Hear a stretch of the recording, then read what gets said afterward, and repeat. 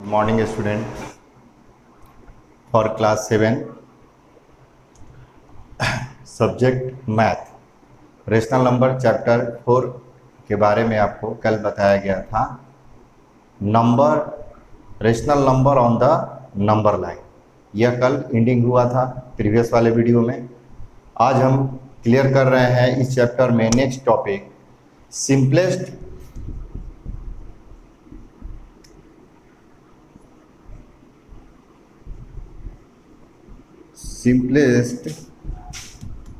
Form and standard form या और standard form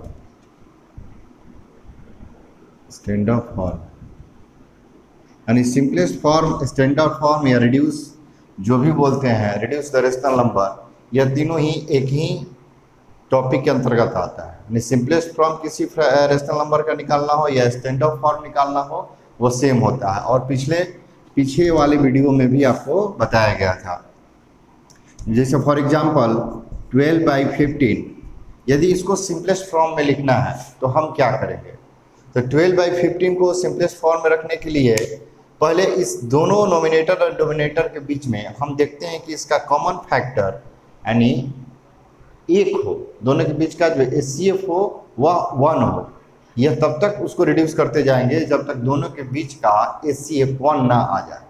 तो फर्स्ट ऑफ ऑल इसके HCF निकालते हैं 12/15 का 1 बार में।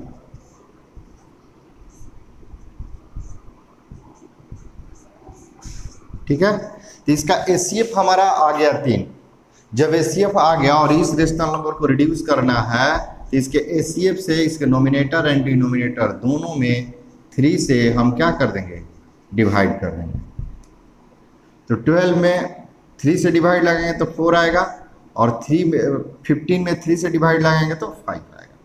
अब हम देख रहे हैं कि 4 और जो 5 हमारा नंबर बचा, यह दोनों के बीच में अब तो कोई कॉमन फैक्टर नहीं है। यदि 4 का यदि कॉमन फैक्टर लिख रहे हैं तो 1 × 4, 5 का कॉमन फैक्टर लिख रहे हैं तो 1 × 5, दोनों के बीच का कॉमन फैक्टर क्या हो गया? 1 हो गया। अब तो इस नंबर का स्टैंडर्ड फॉर्म यानी स्टैंडर्ड फॉर्म ऑफ, इसको हम ऐसे लिखेंगे standard form of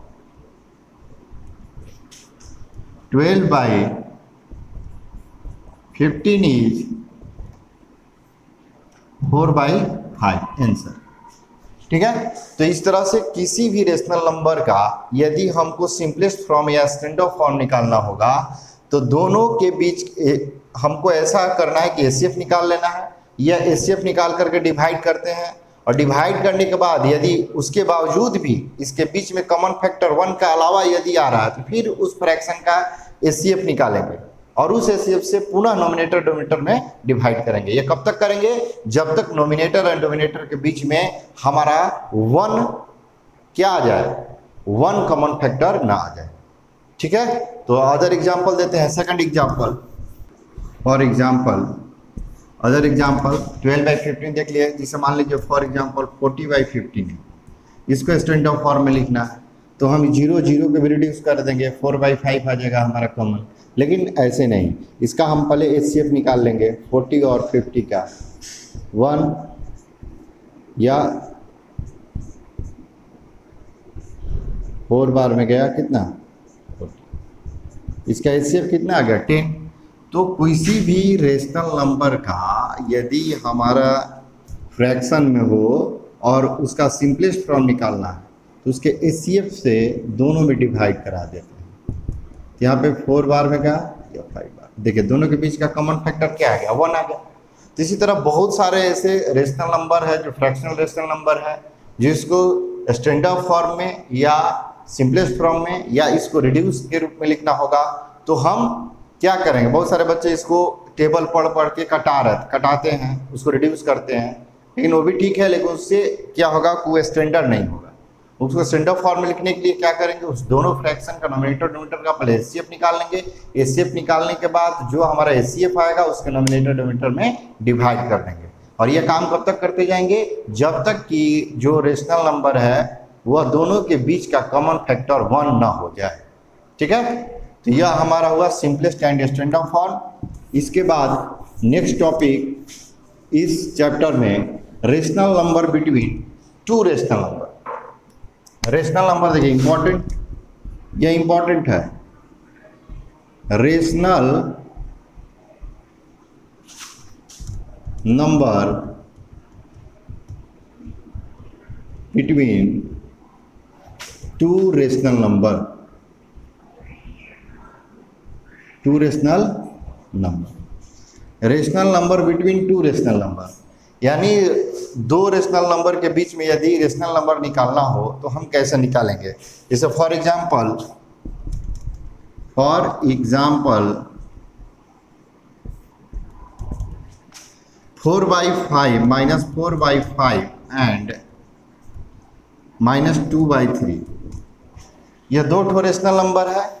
4/5 minus 4/5 and -2/3 के बीच रेशनल नंबर निकालना है। तो देखते हैं, मान लीजिए ये तो फ्रैक्शनल नंबर हो और इजी यदि रेशनल नंबर निकालना हो, जैसे मान लीजिए कि 2 और 9 के बीच में हमको रेशनल नंबर निकालना है, तो 2 और 9 के बीच में रेशनल नंबर निकालने के लिए क्या करेंगे, 2 भी रेशनल नंबर है और 9 भी रेशनल नंबर है, तो 2 के बाद क्या आता है 3, 4, 5, 6, 7, 8, यानी ये इतना रेशनल नंबर हुआ ना।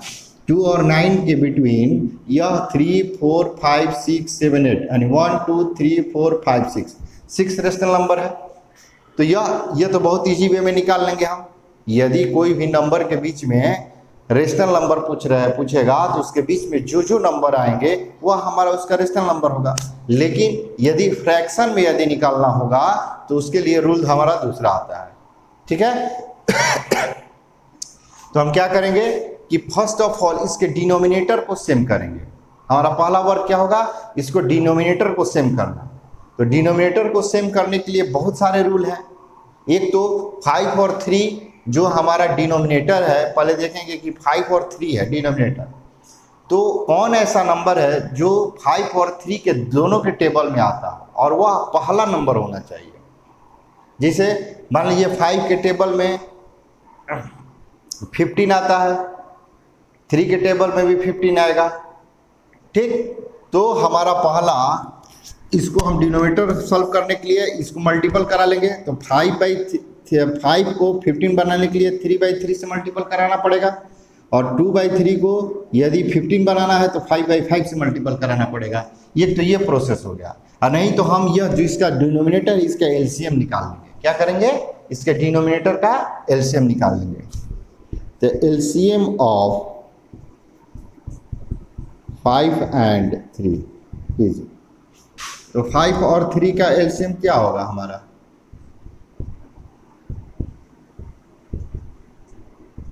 नहीं 5 × 3 = 15। हमारा एलसीएम क्या हो गया 15। अब रेशनल नंबर देखते हैं, इसका डिनोमिनेटर सेम करने के लिए 5 और 15 रेशनल, तो 5 में इससे डिवाइड करते हैं। तो 5 से 15 में डिवाइड करेंगे तो कितना बार में जाएगा, 3 बार में। तो 3 को दोनों में आपस में मल्टीपल करा देंगे, -12/15 यह हो गया। इसी तरह -2/3, -2/3 को देखते हैं, 3 से 15 में डिवाइड लगाएंगे तो कितने बार में जाएगा, 5 बार में। तो 2/3 × 5/5, यहाँ पर कितना हो जाएगा -10/15। ध्यान से देखिएगा, यहाँ पे थोड़ा सा ध्यान देना है। हमको रेशनल नंबर मिला क्या, 12 -10 और 12 के बीच में हमारा रेशनल नंबर -11/15 हुआ। तो हमको एक ही रेशनल नंबर मिला। यदि क्वेश्चन आपसे राइज कर दिया गया कि राइट 5 रेशनल नंबर बिटवीन, ये इतना क्लियर हो गया ना जी।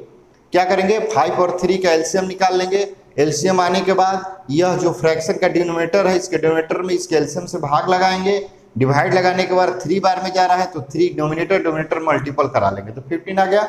फिर इस 3 से 15 में डिवाइड लगाएंगे, 5 बार में गया, 5 दोनों डिनोमिनेटर में मल्टीपल करा करके इसका दोनों का देखिए डिनोमिनेटर सेम हो गया। जब डिनोमिनेटर सेम हो गया तो हम देखेंगे कि -12 और -10 के बीच में ये ही मेरा रेशनल नंबर मिल रहा है। लेकिन यदि क्वेश्चन करना है कि right 5 rational number between, right 5 rational number between क्या -4/5 एंड -2/3, तो हम इस स्थिति में क्या करेंगे, हमको तो देख रहे हैं कि यहाँ पे एक ही मिल रहा है, लेकिन हमको निकालना कितना है, 5। यदि ये क्वेश्चन कर दिया गया कि राइट 5 रेशनल नंबर between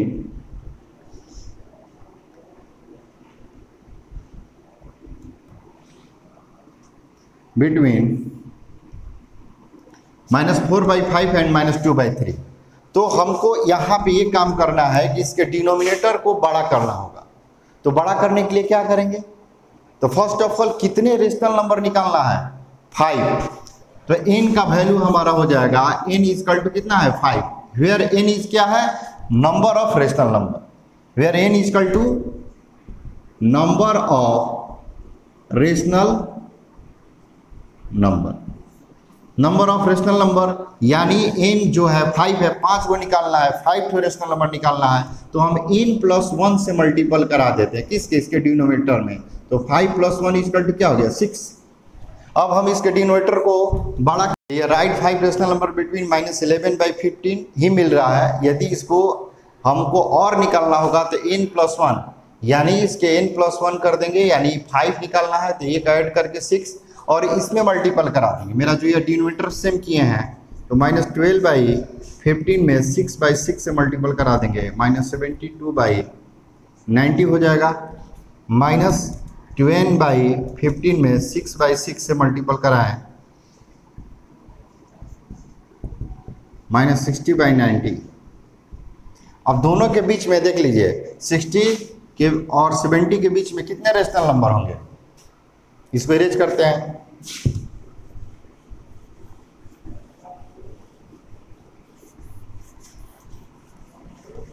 तो -72/19 और यहाँ पे कितना हो गया, 60/19, बहुत सारा, तो 5 रेशनल नंबर निकालना है हमको। तो -71/90, 70/90, 69/90, सो इसी तरह से हम कितना तक जाएंगे, 60 तक जाएंगे। तो इसमें से कोई भी हमारा 5 रेशनल नंबर इसके बीच में लाई कर जाएगा। क्लियर हो गया। यदि दो फ्रैक्शनल नंबर के बीच में रेशनल नंबर निकालना है तो फर्स्ट ऑफ ऑल उसका एलसीएम बराबर करेंगे, एलसीएम लेंगे, एलसीएम लेने के बाद इसके डिनोमिनेटर को इक्वल करेंगे, इक्वल करने के बाद हमको रिजल्ट वैल्यू क्या मिला, -11/15, जो -12 और 15 -10/15 के बीच में एक ही रेशनल नंबर है, लेकिन हमको निकालना है कितना, 5 रेशनल नंबर। तो जितना निकालना उसे एक ऐड करके वह दोनों इसके नोमिनेटर और डिनोमिनेटर में मल्टीपल करा देंगे। तो 6/6 से मल्टीपल कराए तो -72/19 आ गया, -10/6 कराए तो -60/19 आ गया। अब 72 और -60 के बीच में 71 आता है, 70 आता है, 79 आएगा, 78 आएगा, 77 आएगा, 76 आएगा, 75 आएगा, ऐसे ऐसे करके चले जाएंगे। तो हमको 5 से भी अधिक मिल गया रेशनल नंबर। इस तरीक़ा से हम दो नंबरों के बीच में कितना भी रेशनल नंबर आसानी से निकाल सकते हैं। ठीक है, तो यह हमारा टॉपिक ओवर हुआ।